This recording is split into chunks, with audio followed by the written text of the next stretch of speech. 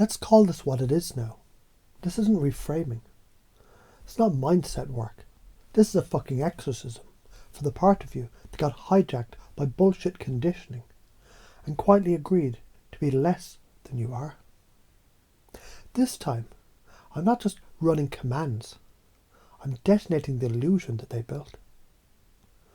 This is the final override, the full-blown command to the unconscious. Here's the broken belief.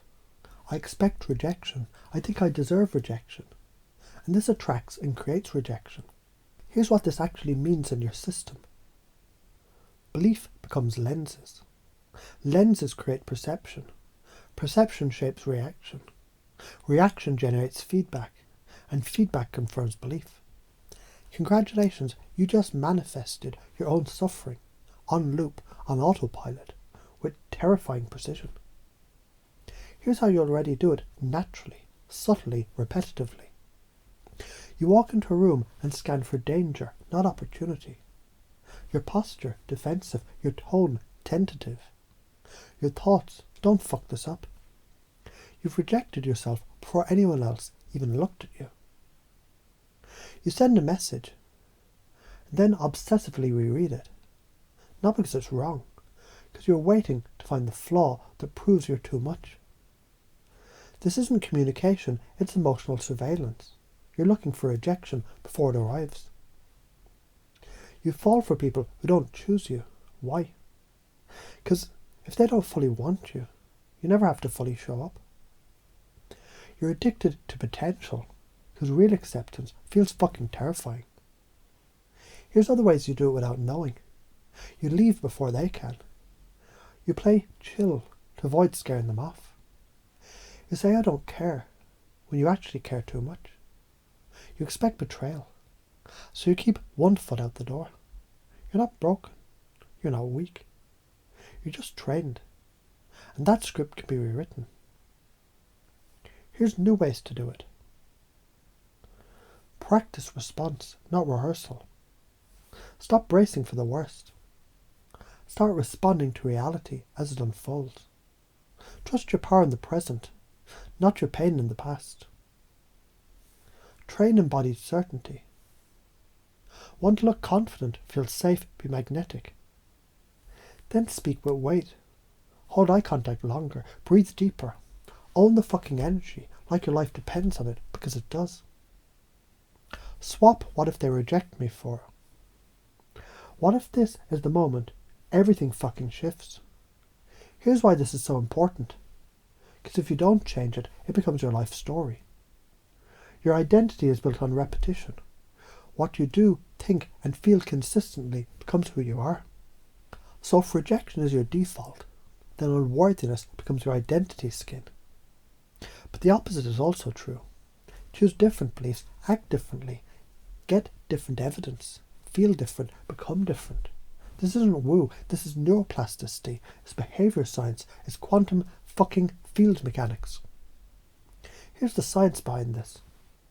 Self-fulfilling prophecies. You predict rejection, you act rejected, people pick up on that, boom, prophecy fulfilled. The reticular activating system. You tell your brain what's important. If that's rejection, guess what it filters for? Embodied cognition. You move like a confident person. Your brain starts wiring confidence into your muscle memory. Attachment theory. Your fear of rejection is just your nervous system begging for consistency, not avoidance. Here's why you're afraid to let go. Because if you believed that you were lovable now, you'd have to stop hiding. You'd have to own your worth. You'd have to admit, holy shit, I was never unworthy to begin with. And that realization breaks your whole goddamn worldview. But that's not breakdown, that's awakening. Confusion is neurological openness. Your brain loves patterns. When you introduce contradiction, I'm worthy, but I feel unworthy, your mind glitches. And in that split second of glitch, you have full permission to install a new script. Confusion isn't the problem, it's the doorway. Here are the core reasons you got stuck. You were rejected when you were real. So you learned performance is survival. You got addicted to control, even if it cost you connection. You confuse rejection with identity. But guess what? That belief, that story, it's not yours. You inherited it. And you can return that shit to sender right now. Here are the main patterns that need to die loud. Violent deaths. Shrinking when you should expand. Laughing to mask pain. Pretending to not care. Explaining yourself to be palatable. Saying yes to avoid being abandoned. Settling to avoid loneliness.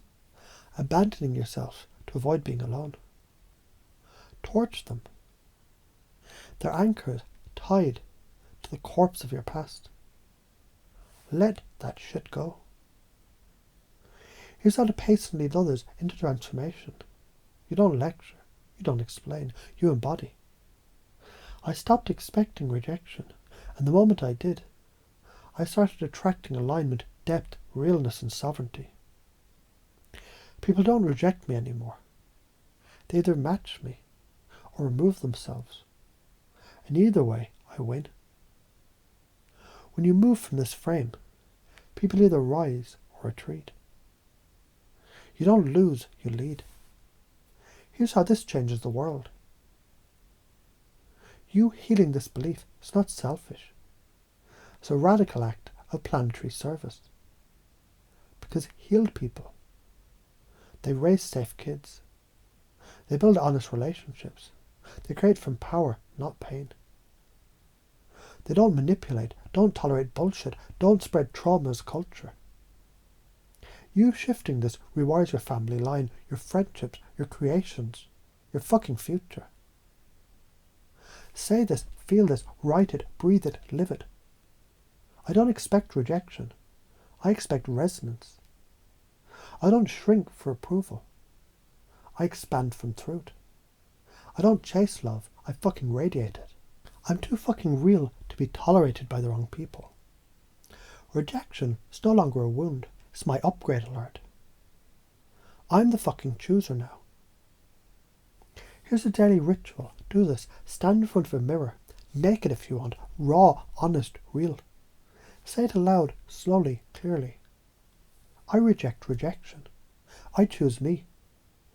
I embody the one that I used to wait for. Anchor this to your body. Clap, snap, breathe. Punch the air. Whatever the fuck wakes your nervous system up.